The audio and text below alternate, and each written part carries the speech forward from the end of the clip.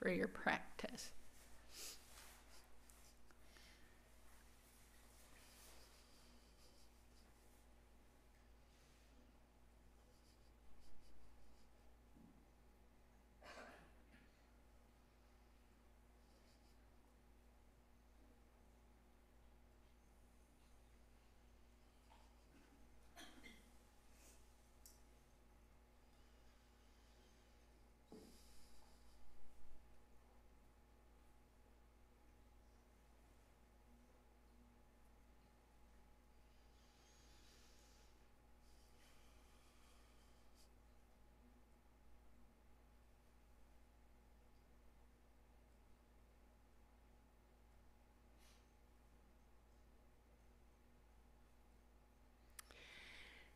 And anyone can start. All questions, comments are welcome. Do we have a microphone to pass around? Oh, thank you, Deborah. Okay. One has a comment or something to say? Here's the microphone.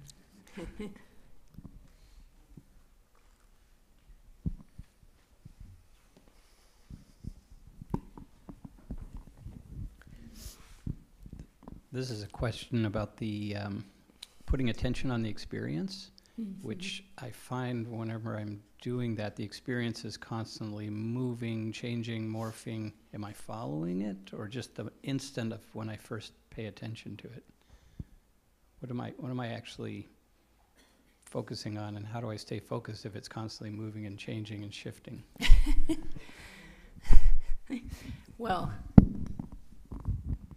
what I do, and I'm not saying it's the answer, is place my attention on that impermanence without calling it impermanence, without thinking about impermanence, but simply noticing.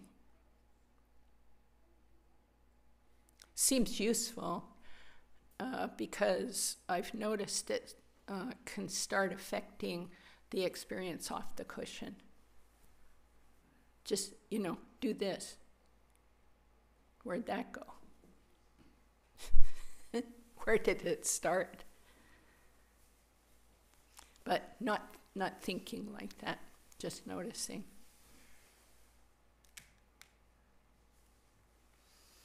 Any other comments? Welcome. I also don't claim to know what Lama Michael would say, and it's the instruction he's been giving a lot. So, but I did think it was, though, as I've understood him, it feels like we are looking at one experience for however long, but then another, how they come and go. And I thought it was helpful this morning when he referred to awareness. And so that is the continuity, I think, that is going on. And so the best case is that while these events, whether they're, whatever the experiences are, whether they're through the senses or the sixth consciousness of, thoughts and emotions, but those things coming and going, that our awareness, as we can become aware, that our awareness is continuing throughout. So if we can have continuity of awareness, I think that is kind of the best case here, so that it doesn't matter so much about the other things coming and going. We're using those to have access to how our experience comes and goes, but continuity of awareness will help. Yeah, that's helpful, Dora.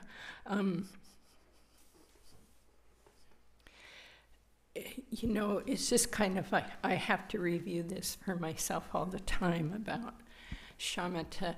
We're calming the mind in order to get calm enough to become aware of the awareness. Generally, as Lama Michael said, we're not aware at all.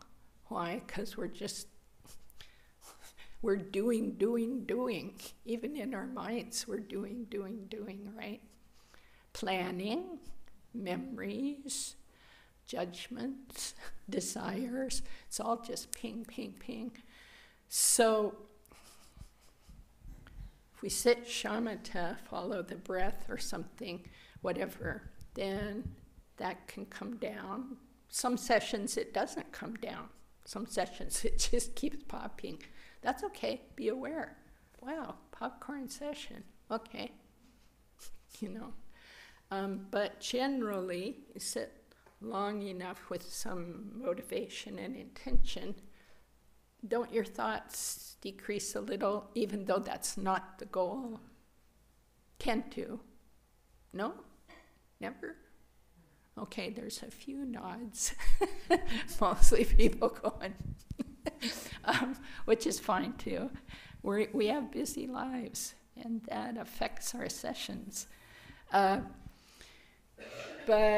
that's why retreats are good, by the way. You can, by the third day, usually you see something different in the mind by the third day, which is called calm. And it doesn't, I mean, it's not like a flat line. You go up and down even in retreat, but you can get a certain kind of calm that's quite hard to get out in the busy world. But then the idea is, the method is to turn to, in that calmness, as Doris says, become aware of awareness. Thoughts come and go, awareness does not come and go. So there's some pithy little questions, because that moves from calm abiding into insight. But some very pithy questions that you can, for example, in a moment of calm as you can get, you can ask yourself a sudden question. Where's this experience happening? Then don't think about it. Just ask the question, have an experience related to the question, then let it go. If you're lucky, you'll get a nanosecond of some different something. So, and that's closer to the, so we do calm abiding in order to support insight. But most of us can't get, including me, calm enough to have an effective insight. But it's okay, we just keep building toward it. Yeah, Keith.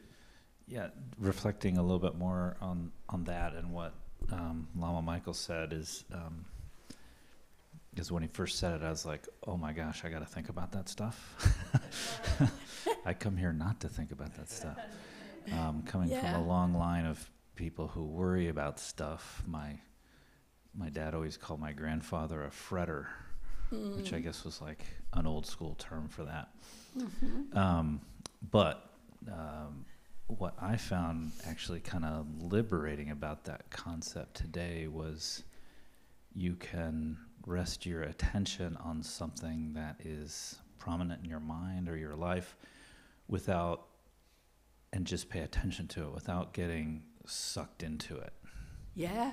And so it's almost like being sort of on a boat on that lake, but not being in the lake. And that felt very sort of safe and calming to me. And that was something new for me today. Good. Thanks for sharing that.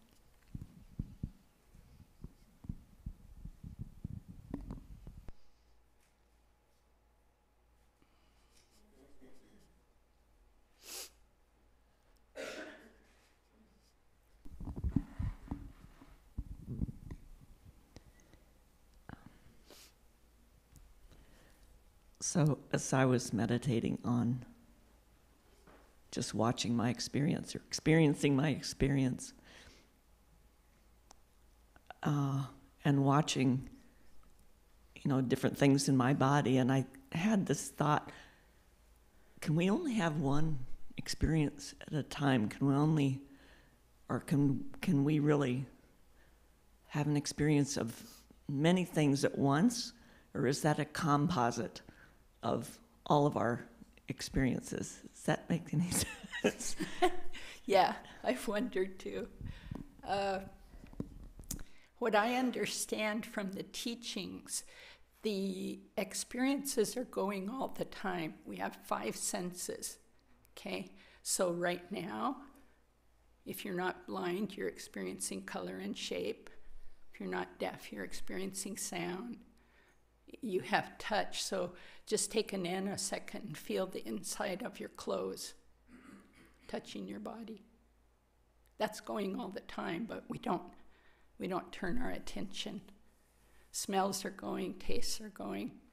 And mental, the 6th of the senses in Buddhism, the mental commentary is always going. So I think your question, if I get it right, Linda, is about attention. We turn our attention between those. That's quite nice to notice when you sit. Oh, okay, now my right hip's uncomfortable. Now I'm smelling something. Now I'm hearing some kind of fan. But the attention pays attention one at a time. It can go really fast, and that's that whole crazy thing that we multitask. They've done lots of tests. No one multitasks. What people do is hop with their attention very fast. And so, is that good for our brains? I don't know, but maybe it's good.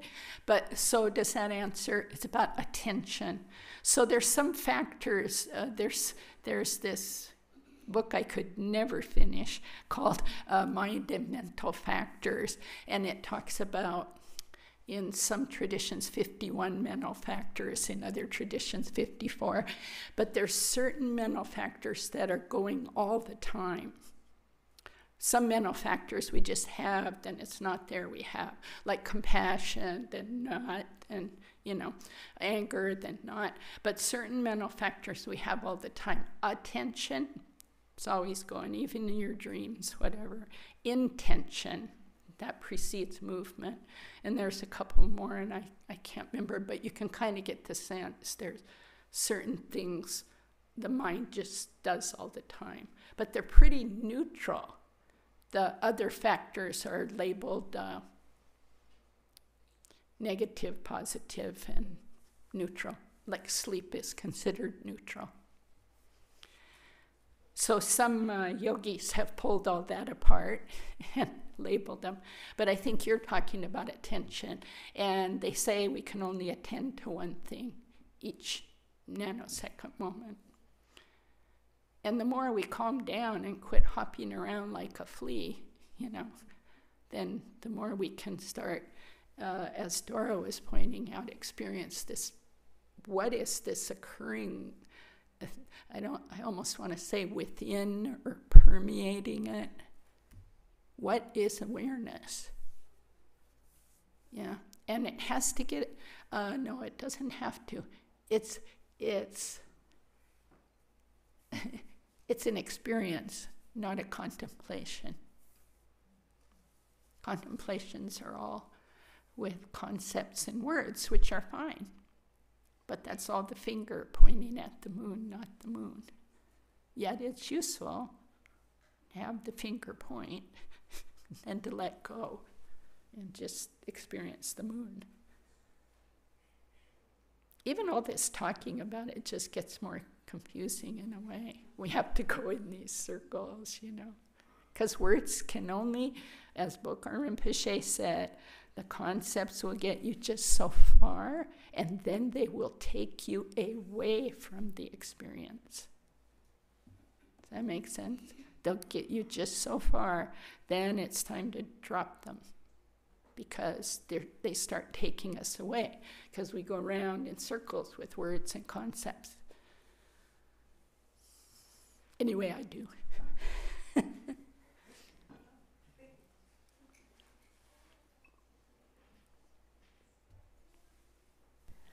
So I was thinking about something that you quoted in the New Year's retreat, and I've been actually contemplating it and find that I have a basic confusion about it, wondering if maybe I could get some clarification.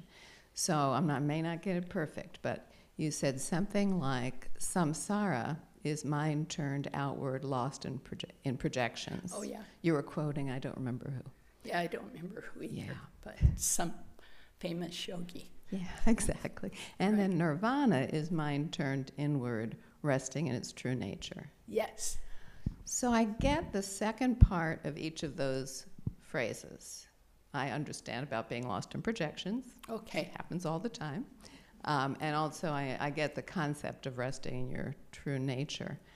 But the inward and outward I found that a little confusing. Like, for example, if you are talking to somebody and you're really listening closely, then I would think of that as mind turned outward, that there are times when your mind is turning outward, but you're still, centered and clear and so forth.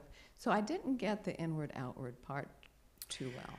Yeah, the way I understand it is it comes back to, what is that word for Buddhists? Buddhists are insiders. That's it. Nangpa? Thank you so much. Buddhists are insiders. So Nangpa, pa is always a person of some kind. It means the workshop's here, the mind. That's the in. So yeah, you're talking to someone. Where's your attention? It probably floats back and forth. But what I understand a Buddhist practitioner would do would be watching their own reaction all through it, rather than, I don't like what he's, if you even have a thought, I don't like what he's saying, you see that. That's the inside. Rather than lost in, I don't like it, he's wrong, I'm going to argue, I'm going to win. That's the outside. Yeah, so it's the inside, outside, I think in that quote is referring to method. So when we lose our method of insight into our own thing, kleshas and Buddha nature and all, then we get lost in samsara. I actually think that my brother-in-law is real. I think I need to fix him. I think I need to oppose him. That's samsaric. But if I see, Zopa, you're caught, that's nirvana. The minute I see it, I'm not caught. But then I'm caught again because I have to prove to him. All right? Does that help? Yeah, I'm glad you remembered that quote. I really loved it when I found it. Yeah.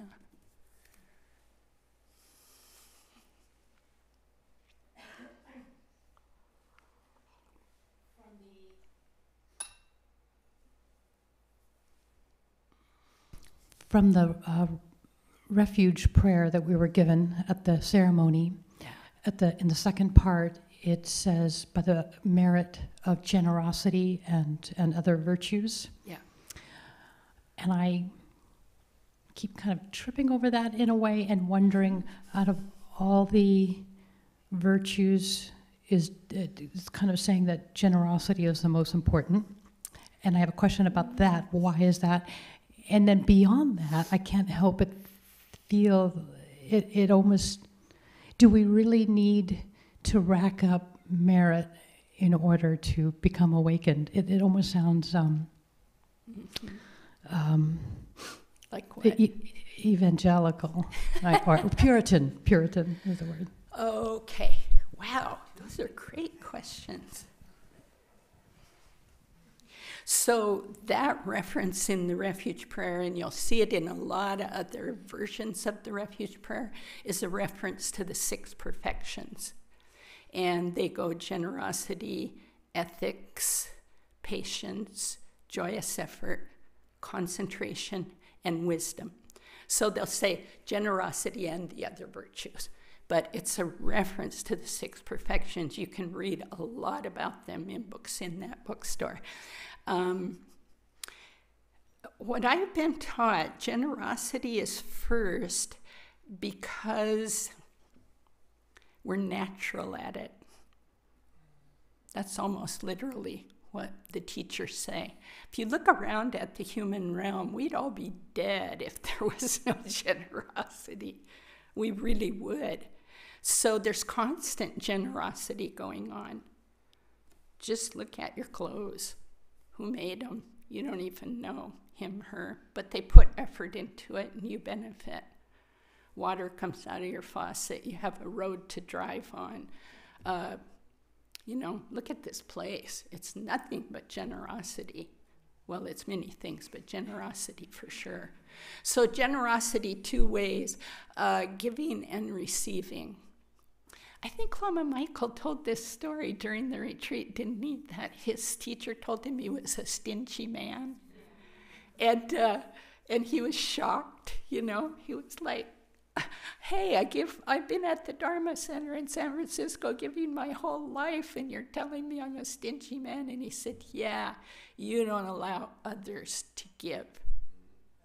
You don't make that opportunity. So we get confused that generosity is one way. I give, you receive. But that's very much putting yourself up in the poor thing that needs something you give to. Good you. It's a give, receive, give, receive, give, receive. So receiving graciously. Someone offers you something. One time at the monastery, we had this task to do. No matter what someone offered, say yes, even you don't want it.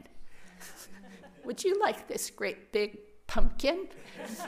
Yes, yes. And it was such a great practice. It made me so happy. I didn't want the pumpkin, but you could see the person's joy. Like, they wanted and needed to give. And you chop it off by saying, no, I don't need a pumpkin. But you take it and then you give it to someone, and then it keeps going. We stop it. So generosity kind of sets a foundation. And then you can see ethics. You have to calm your life down. And patience can follow, and on, ending with wisdom. So that's a short answer to that part. Yeah, we have to gain merit. Yep. But we have to understand what it is. So other synonyms are positive momentum, positive potential, non-harm, bringing benefit to others. So it has nothing to do with building an ego or filling out a form and checking things off. It's really just carrying the Buddhist spirit in us. And as we do that, we gain momentum. I like that kind of momentum word. And that momentum propels us to do more of the same. Yeah. And it can be anything. It can be your shamatha practice. It can be giving something. It can be refraining from yelling at someone. All of those. Merit, it's all in the mind. You're not working somewhere out there. I mean, you are, but you're just gaining positive potential in your own mind. That's what affects the mind. The mind affects the mind. And then that affects everyone around us. Okay, Dora. Just add a little bit. If you think of sort of the extreme opposite, what sometimes another word for merit, another translation sometimes is just goodness. So sometimes we forget that there's a linkage between sort of the ethical side of our practice and our meditation. But if we would fill our day with one harmful action after another, let's get mad at someone unreasonably, let's squish a few bugs intentionally, let's just do one thing after another. Now I'm going to meditate. No, it's going to be like, so it really is linked, and you can look at this in your experience and see, because they talk about, there's 3 kinds of training in the Dharma, and one being kind of the ethical ethics, and one being the wisdom and concentration. And inside the concentration is the kind of our main practices of meditation. So meditation and ethics help each other. And so recognizing that, I think it makes it a little bit easier. And 2, then just the idea that if our meditation seems difficult, why can't we just sit down and get it? So the teachings would say that there are other kinds of ways to contribute to the right conditions in our minds to be able to meditate more fruitfully. And that some of that it's related to what we do. It's related to how we relate to other people, and developing love and compassion and equanimity and these things, and those contribute to. So just meditation in a vacuum is not enough to attain realization. We really need the whole bodhicitta part, the relative bodhicitta, as well as the wisdom or the ultimate bodhicitta part. Thank you. So when I think about this for myself, because I remember having some of the same questions and probably still do at times, but for me it's a way of working with our habitual patterns. That's ways that we have just, like, if you did harmful stuff all day long, think of all the habitual patterns that you're creating by doing those things one after the other, and then maybe on the more subtle forms, it's just like how looking at our thoughts and say, was that a generous thought, or was that something comes up, does that really fit with my ethical behavior?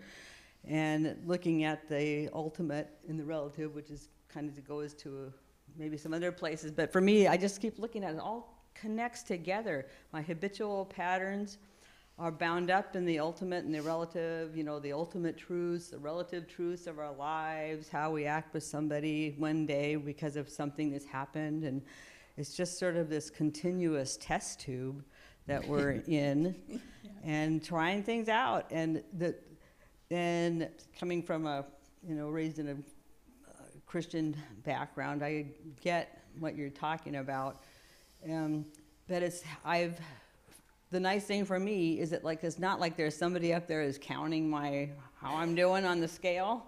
It's up to us to look at our scale and how are we weighing, and that's why we have teachers to talk to and help us sort those things out. But the longer you do it, the more you're able to kind of see your own scale, which is always not very much fun. But you can see, I still got a lot of stuff over here. But this part's lighter, because I was with some family that I don't see all the time recently, and we were talking about religion in general and just all kinds of stuff. And I was saying, why I decided at the point in my life to become a Buddhist. And my sister spontaneously said, and I think it's been really good for you. And I thought, I wonder what that means. But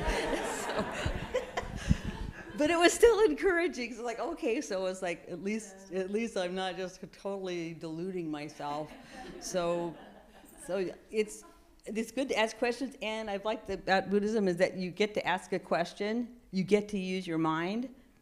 You know, we never had anybody say, "Oh, you can't think that." No, you get to explore the thought. Yay! Yeah. Thank you, Mary.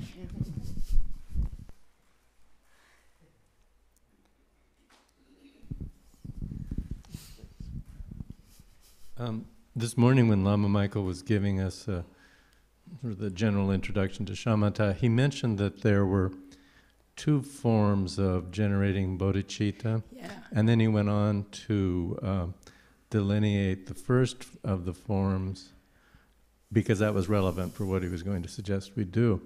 But I was hoping he would also tell us, probably most everybody here knows, but I didn't, what the second form of generating bodhicitta was all about. Yeah, I noticed that. Well, the first form, as he said, is aspiring. You're wishing.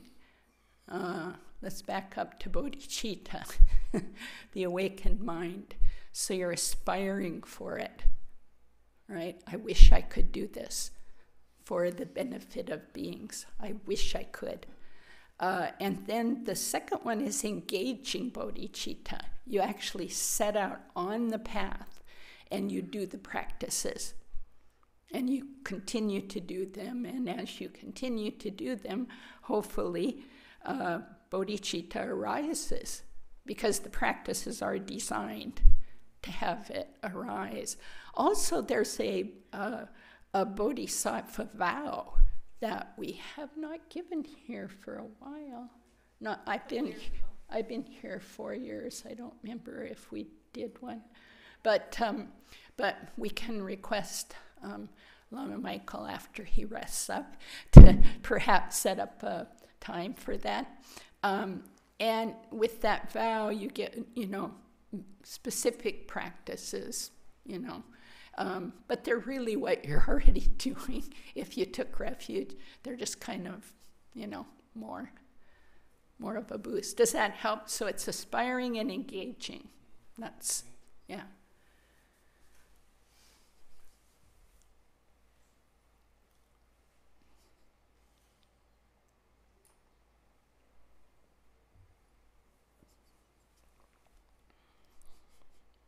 Those are both on the, while this pause is happening, and I'd like to hear from Dora about this part. Those that I just described, aspiring and engaging, are both called relative bodhicitta. And then there's the ultimate bodhicitta, which is the indescribable thing that we describe as ultimate, empty, unbounded, It's where we in this lineage and all the Mahayana lineages are carrying what looks to us as humans a big contradiction. I vow to save them all. Human beings, not just human, are numberless. I vow to save them all. And yet, I'm holding the view that neither I nor them or the kleshas nor anything has any substance, cannot be found. Seems like a very interesting dance.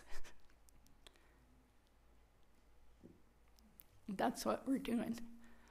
So the ultimate is that which pervades all, which is beyond concept and words, but can be experienced. And we just keep working the relative to gain merit and to experience that. Tonglen is a great practice for this, because sometimes in Tonglen, in that exchange, I take on the suffering of the other and I give them my joy, my teachers, my dharma, my whatever. There can be some moments of, as you watch their joy in receiving, and you watch your happiness in their joy, and you see you just gave everything away and you're feeling joy, it can become kind of, I'll just do this, kind of no solid other, no solid self. Who's got the joy? Who gave who what? Do you see what I'm saying? That can happen in Tonglen. So it's a practice that can really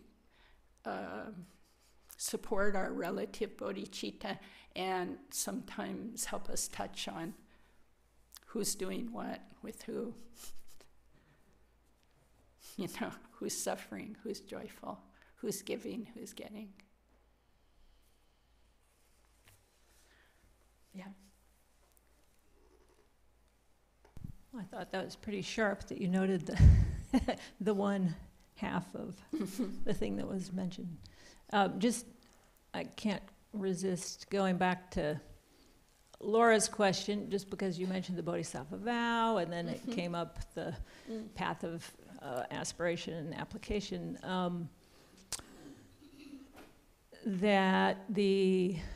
If you looked at you could look at the scheme of like, what's our path, what's it all about, and you could put sort of the relative bodhicitta and ultimate bodhicitta, and you could say, if you've got those, you've got everything. That's it. That's the essence. And of course, those two aren't really two, they're one, but anyway, not really one, but okay. But still, we talk about relative and ultimate. And then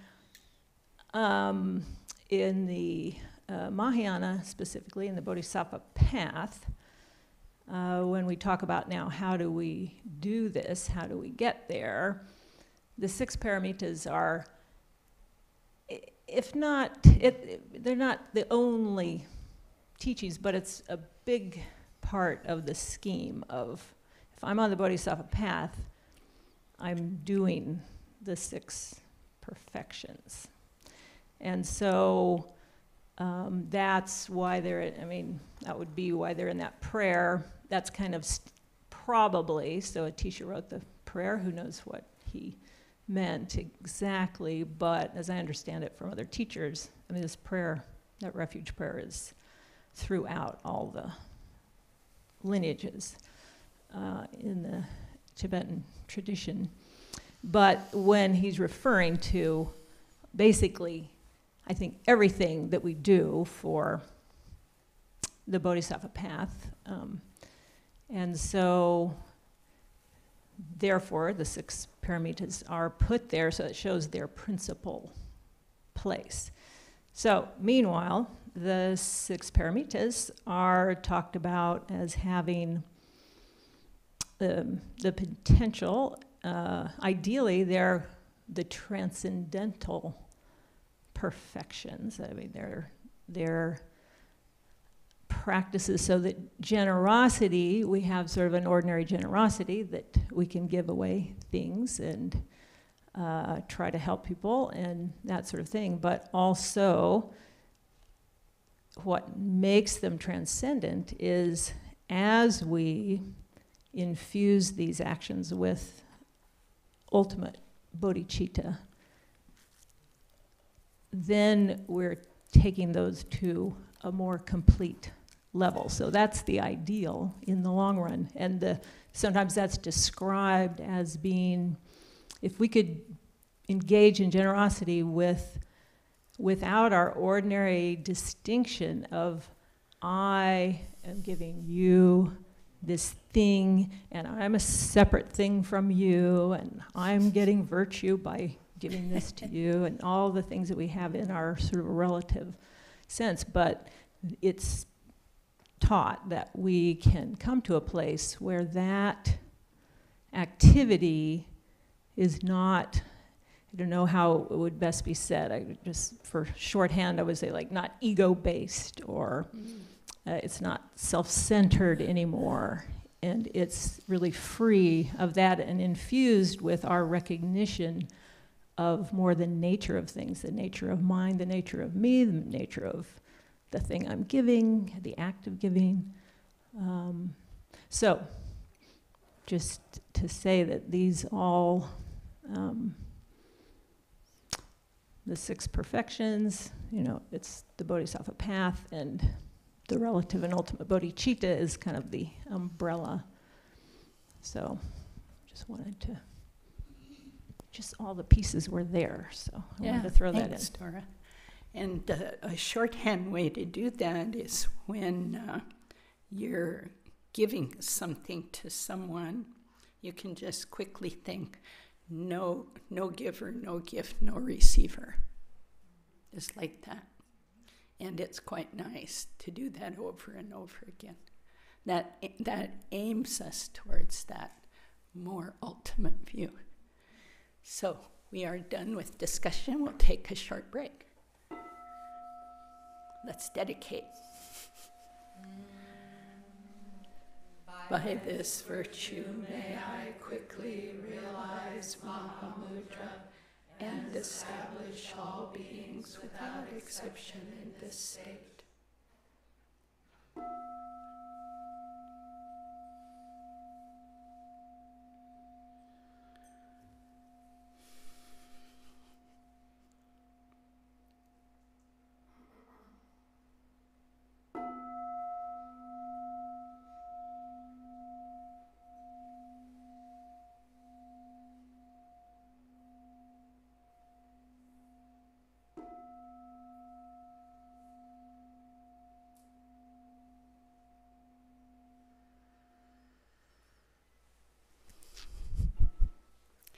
So very short break, like 10 minutes, and please come back for shamatha with Sally and all of us here, and the aspiration prayer, which is absolutely gorgeous, and we'll end at noon. Thank you.